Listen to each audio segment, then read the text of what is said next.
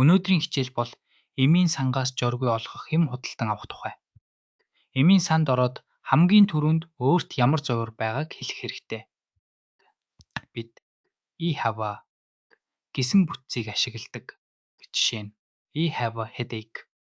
Миний толгой өвдөд байна. Эсвэл have a cold. Би ханиад хүрчихлээ. Зовиороо хэлсний дараа эмийн санчаас ямар юм сайн болохыг асуухдаа What do you recommend for гэж асуудаг. Жишээлбэл What do you recommend for a sore throat? Хоолой өвдөхөд ямар юм санал болгох вэ? A sore throat гэд нь хоолой өвдөх гэсэн үг. Зарим юм уусны дараа нойр хүрдэг шүү дээ. Хэрвээ та жолоо барих эсвэл ажил хийх хэрэгтэй бол нойр хүрдэггүй юм асуух хэрэгтэй. Энэ үед Do you have anything non-drowsy гэж асууна. Non-drowsy гэдэг нь нойр хүрэхгүй, нойрмоглуулахгүй гэсэн утгатай үг. Хэрвээ та ямар төрлийн юм авахаа мэдж байгаа бол шууд нэрлэж болно. I am looking for painkillers. Би өвчин намдаах юм хайж байна. Painkiller гэдэг нь өвчин намдаагч.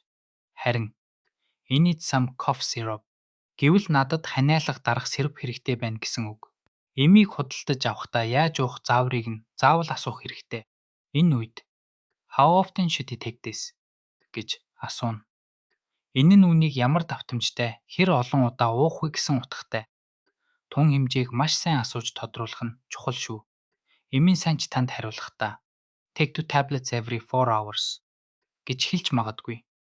Энэ нь 4 цаг тутамд 2 ширхгээр уугаарай гэсэн үг. Таблет гэдэг нь үрлэн эсвэл шахмал юм.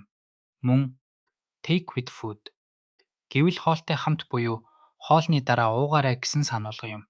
Альва эмгаж нөлөөтэй байж болцшгүй тул Are there any side effects гэж асуух нь зүйтэй. Side effects гэдэг нь гаж нөлөө.